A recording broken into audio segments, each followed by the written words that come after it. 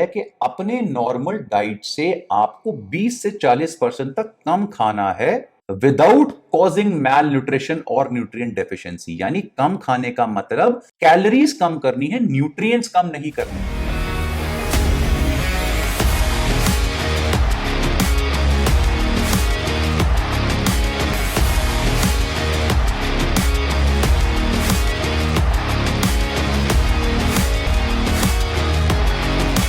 मार्च 2022 को स्वामी शिवानंद, जो एक योग गुरु हैं और जो काशी के घाट पर काफी समय से योग की प्रैक्टिस कर रहे हैं, उन्हें पद्मश्री अवार्ड मिला। अब पद्मश्री अवार्ड तो बहुत लोगों को मिला है, लेकिन लोगों को सबसे ज्यादा शॉकिंग तब लगा जब लोगों को यह पता लगा कि स्वामी शिवानंद जो हैं वो आज तक पद्मश्री अवार्ड लेने वाले सबसे ओल्डेस्ट इंडिविजुअल हैं, जिनकी उम्र 125 साल है ऑफिशियली। स्वामी शिवानंद का जो जन्म हुआ था वो 8 अगस्त 1896 में हुआ था। उस समय की जो बंगाल प्रेसिडेंसी थी वहां पे उनका जन्म हुआ था, जो आज की डेट में बांग्लादेश में है। और एक यंग एज में ही उन्होंने जो अपने गुरु थे ओमकारनंद, उनसे दीक्षा ली, उनसे शिक्षा ली और उन्होंने काशी के घाट पर योग को पढ़ाना शुरू किया, उसकी प्रैक्टिस शुरू करी। बट सबसे ज्यादा सरप्राइजिंग ये चीज नहीं थी कि उनकी एज जो है वो 125 साल है। उससे भी ज्यादा सरप्राइजिंग था कि इस उम्र में भी वो बिल्कुल हेल्दी थे, उनको कोई डिजीज नहीं है, उनके जितने भी सेंसेस हैं वो बिल्कुल परफेक्टली काम कर रहे हैं।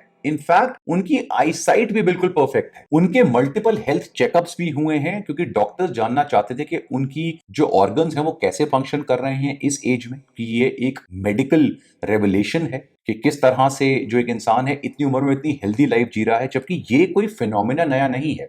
हमारे बहुत से ऐसे संत या सेजेस हुए हैं जो बहुत बहुत लंबे सेंचुरीज तक जिए हैं, लेकिन लाइव में किसी इंसान को ऐसे देखना ये सबको जो है नहीं मिला है। लोगों ने सिर्फ पढ़ा है ऐसे लोगों के बारे में, और आज ऐसे ही एक इंसान हमारे बीच में। तो ऑफकोर्स डॉक्टर्स ये पढ़ना चाहते थे कि ऐसा क्या रीजंस हैं। और ये कोविड-19 की जो वैक्सीनेशन है उनके भी बहुत बड़े सपोर्टर रहे हैं। In fact he is the oldest person इस कंट्री में जिसको वैक्सीन मिला है, तो इतनी उम्र में भी इन्होंने वैक्सीन ली है। ऑफकोर्स ये बहुत ही सिंपल लाइफ जीते हैं एज ए योगी। सुबह 3 बजे उठते हैं, योगा प्रैक्टिस करते हैं, बहुत ही सिंपल बिल्कुल बॉइल्ड टाइप खाना लेते हैं, थोड़े से राइस लेते हैं, मे बी बॉइल्ड दाल वगैरह के साथ, और साथ में शायद थोड़ी सी हरी मिर्च वगैरह ले लेते हैं। ये दूध भी नहीं पीते और फ्रूट्स वगैरह भी नहीं खाते, क्योंकि ये कहते हैं उनके लिए काफी फैंसी फूड्स। ये जमीन पर ही सोते हैं और एक तकिए के लिए भी एक हार्ड वुडन जो स्टूल टाइप होता है उसको यूज करते हैं। और जैसे स्वामी शिवानंद हैं, वैसी एक और कंट्री है जहां पर ऐसा फिनोमिना बहुत बार देखने को मिला है, वो है जापान। जापान वैसे तो बहुत चीजों के लिए फेमस है, लेकिन एक चीज जो वहां पे सबसे ज्यादा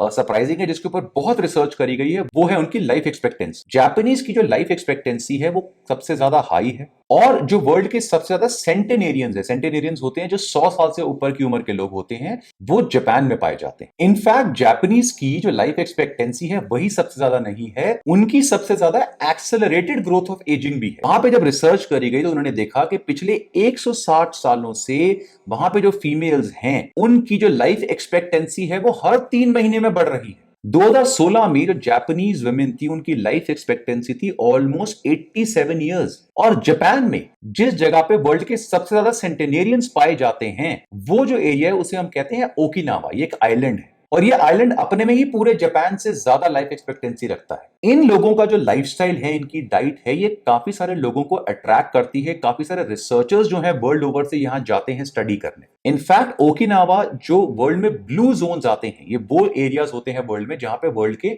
सबसे ज्यादा लॉन्ग और हेल्दी लिविंग लोग पाए जाते हैं। तो ये ओकिनावा उन्हीं ब्लू जोन्स का एक पार्ट है। जो ओकिनावा की ट्रेडिशनल डाइट है ना, वो न्यूट्रिशनली काफी रिच है, लेकिन कैलोरीज में काफी लो है। जैसे सार्दिनिया है इटली में, एक कम्युनिटी है सेवेंथ डे एडवेंटिस्ट की जो लोमा लिंडा कैलिफोर्निया यूएस में पाई जाती है, वो भी ब्लू जोन्स में आते हैं। कोस्टा रिका में एक निकोया पेनिनसुला है, और ऐसे कुछ और भी एरियाज हैं जहां पर वर्ल्ड के सबसे ज्यादा सेंटेनेरियंस पाए जाते हैं, इसलिए इन एरियाज को हम ब्लू जोन्स कहते हैं। अगर आपने ब्लू जोन्स के बारे में नहीं पढ़ा है तो डॉक्टर डैन ब्यूटनर, जिन्होंने नेशनल ज्योग्राफिक के लिए इन ब्लू जोन्स के ऊपर सबसे ज्यादा रिसर्च करी है, उनकी बुक है ब्लू जोन्स, वो आप जरूर स्टडी करिए। उन्होंने मल्टीपल बुक्स लिखी हैं इस टॉपिक के ऊपर, और ट्रस्ट मी बहुत अमेजिंग बुक्स हैं। जितने यंगस्टर्स वगैरह हैं ना, जो फिटनेस की फील्ड में है उनको तो ये बुक स्पेशली पढ़नी चाहिए। तभी आपको मैंने बोला था कि अगर आपको फिटनेस न्यूट्रिशन के बारे में जानना है तो सबसे इंपॉर्टेंट जो चीज है वो है ट्रैवल। तभी आपके जो आइडियाज है वो ओपन अप होंगे और आप इन स्टूपिड जो डाइट्स आप देख रहे हैं यूट्यूब पे, कन्फाइंड लाइफ जो जी रहे हैं ना व्यू के साथ, वो व्यू खुलेगा। जो ओकिनावा डाइट होती है ना उसकी ऑलमोस्ट 80% डाइट प्लांट्स फूड से आती है, जिसमें ऑलमोस्ट सारी वेजिटेबल्स वगैरह होती है, और उसके अलावा होल ग्रेन्स हुए, fruits, legumes, some amount of fish और थोड़ा सा अमाउंट ऑफ मीट या लीन मीट होता है। जो ट्रेडिशनल ओकिनावन डाइट है वो जो नॉर्मल जापानीज डाइट है उससे अप्रोक्सीमेटली 20% लो होती है कैलोरीज में, और जो अमाउंट ऑफ कलर्ड वेजिटेबल्स वगैरह होती हैं वो इनमें बहुत ज्यादा है। इनके जो यानी ओकिनावन डाइट के जो मेन सोर्स ऑफ कार्बोहाइड्रेट्स है ना वो है स्वीट पोटैटो और राइस। इनकी जो ओवरऑल डाइट है वो सैचुरेटेड फैट्स में काफी कम है, क्योंकि ये एग्स हो गए या मीट हो गया या इवन बहुत हाई फैट डेयरी हो गया, इनका अमाउंट लिमिट में ही कंज्यूम करते हैं। लेकिन सबसे इंपॉर्टेंट कंसेप्ट है जिसकी वजह से मैं स्वामी शिवानंद और ओकिनावन जो डाइट है या जो यहाँ के सेंटेनियंस हैं उनको कंपेयर कर रहा हूं, वो कंसेप्ट है कंसेप्ट ऑफ हारा हचीबू। हारा हचीबू एक form of a restricted eating है, और इसका सिंपल अगर आप मतलब निकाले तो इसका मतलब होता है ईट टिल यू आर 80% फुल। यानी जब आप कोई भी खाना खाएं, मील खाएं, तो सिर्फ उतना खाएं कि आप 80% ही फुल हो, अराउंड 20% आपके पेट में अभी और खाने की जगह होनी चाहिए। इसे वो कहते हैं हारा हचीबू। और ये जो कंसेप्ट है ये ऑलमोस्ट 2500 ईयर ओल्ड कन्फ्यूशियन यानी जो वहां के फेमस फिलोसोफर हुए थे कन्फ्यूशियस, उन्होंने दिया था। और बेसिकली एक और अगर हम सिंपल तरीके से समझें तो हारा हाचिबू का मतलब हुआ कि खाने के बाद जब आप फुल फील करते हैं और आप सेटिस्फाइड फील करते हैं, इन दोनों में डिफरेंस। यानी जब आपको लगे आप सेटिस्फाइड हैं, आप रुक जाइए, तब तक मत खाते रहिए जब तक आप फुल हो जाए। लेकिन क्या ये चीज सिर्फ ऑब्जर्वेशन के बेसिस पे है? बिल्कुल नहीं। इस कंसेप्ट को मैंने अपने जेनेसिस प्रोग्राम में हर बार रिकमेंड करा है। काफी लोगों ने इसके बारे में भी आपको बताया होगा कि जेनेसिस में ये प्रोग्राम में ये चीज यूज भी होती है, और मैंने ये बहुत बार इसके बारे में बात भी किया है, लेकिन एक ऑफिशियली मैं वीडियो बना रहा हूं क्योंकि हारा हचीबू या कैलोरी रिस्ट्रिक्टेड ईटिंग या लेस ईटिंग का जो कंसेप्ट है ये लॉन्जेविटी के साथ, लॉन्ग लाइफ के साथ, हेल्दी लाइफ के साथ साइंटिफिकली सबसे ज्यादा प्रूवन कंसेप्ट है। ये कोई मिथिकल कंसेप्ट नहीं है, ये सिर्फ इस बेस पे नहीं है कि ऑब्जर्वेशन दी गई है, ऐसा नहीं है। साइंटिफिकली भी जो बहुत रेयरली प्रूवन कंसेप्ट्स हैं जो लॉन्ग लाइफ के साथ एसोसिएट करे गए हैं, उनमें से नंबर 1 आता है रिस्ट्रिक्टिव ईटिंग, यानी कम खाना खाना। जब हम कैलोरी रिस्ट्रिक्शन की बात करते हैं तो उसका मतलब होता है कि अपने नॉर्मल डाइट से आपको 20 से 40% तक कम खाना है विदाउट कॉजिंग मैल न्यूट्रिशन और न्यूट्रिएंट डेफिशिएंसी। यानी कम खाने का मतलब कैलोरीज कम करनी है, न्यूट्रिएंट्स कम नहीं करने हैं।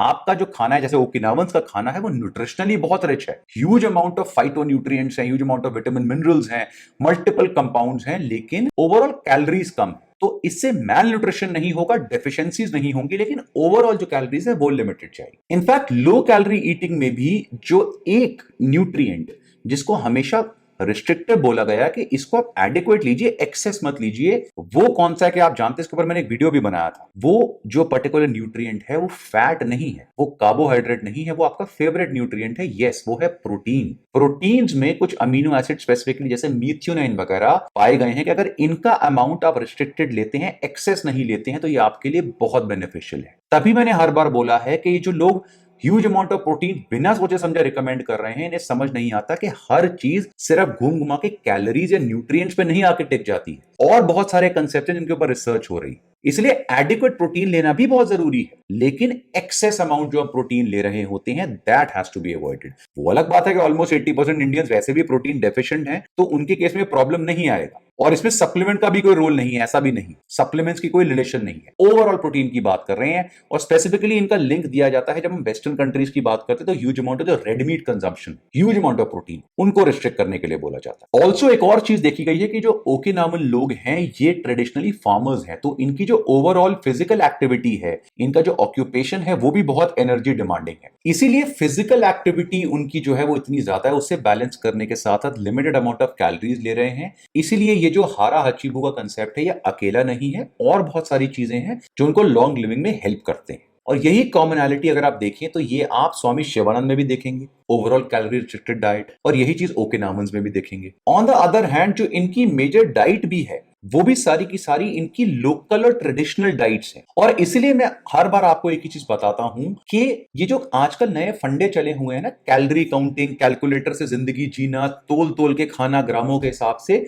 ये आप कुछ समय के लिए कर सकते हैं या आपके डाइटिशियंस वगैरह आपके लिए कर सकते हैं, लेकिन आप अपनी लाइफ ऐसे नहीं जी सकते। और ना इसकी जरूरत है, और ना ह्यूमन हिस्ट्री में ऐसा किसी ने करा है, और ना आज भी 99% से ऊपर लोग ऐसा कर रहे हैं। ये चीजें समझने के लिए बिल्कुल सही है, अगर आप कर रहे हैं बहुत बढ़िया बात है। लेकिन ये यंग लड़के जब न्यूट्रिशन पढ़ते हैं और ऐसी चीजें पढ़ते हैं न्यूट्रिशन पढ़े बिना, तो वो क्या करते हैं कि वो एक सर्टिफिकेशन के बेस पर उनको लगता है कि बस अब तो मैं क्लाइंट को वही प्रॉपर इतने ग्राम ऐसे खाना है, इतने ड्रॉप्स डालनी है। ये चीज गलत है, क्योंकि एक इंसान ये चीजें कुछ समय तक कर सकता है, वो भी हमेशा अप्रोक्सीमेशन में होती। ये जो कंसेप्ट होते हैं, जैसे हारा हच्चीबू का कंसेप्ट हुआ, ये मैक्सिमम लोग इजिली समझ सकते हैं, क्योंकि हर एक की हंगर की फीलिंग जो है वो अलग है। अपनी बॉडी को समझना, अपने हंगर को अंडरस्टैंड करना, अपनी ओवरऑल फिजिकल एक्टिविटी को बढ़ाना, उसे मैनेज करना, ये सारे इंडिविजुअल चीजें होती हैं। सो ये जो कंसेप्ट है, इसको आप अपनी लाइफ में बहुत इजीली अप्लाई कर सकते हैं। और कोशिश करके देखिए कि जब आप खाना खाने बैठे तो आप सिर्फ 10 to 20% जो अपना भूख है उसे छोड़ दीजिए। उतना ही खाइए जिसमें आपको लगे कि मैं एक रोटी और खा सकता। बहुत सिंपल वर्ड्स में बता, कोशिश करके देखिए। ये चीज साइंटिफिकली भी सबसे ज्यादा प्रूवन है to give you a healthy and long life. I hope इस वीडियो से आपको बेसिक कंसेप्ट समझ में आए होंगे। इससे रिलेटेड एक ब्लॉग मैंने लिखा है, उसको जरूर पढ़िए, मेरी वेबसाइट पे अवेलेबल है। उसका लिंक नीचे डिस्क्रिप्शन में मैंने दिया है। उसमें मैंने बहुत अमेजिंग इंफॉर्मेशन दी है इस कंसेप्ट के बारे में, और ऐसी बहुत सारे अमेजिंग वीडियोस के लिए देखते रहिए be stupid.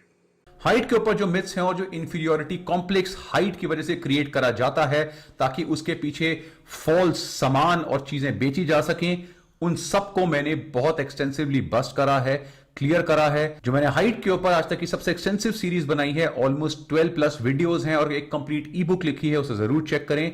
Go to my playlist, check the playlist on height.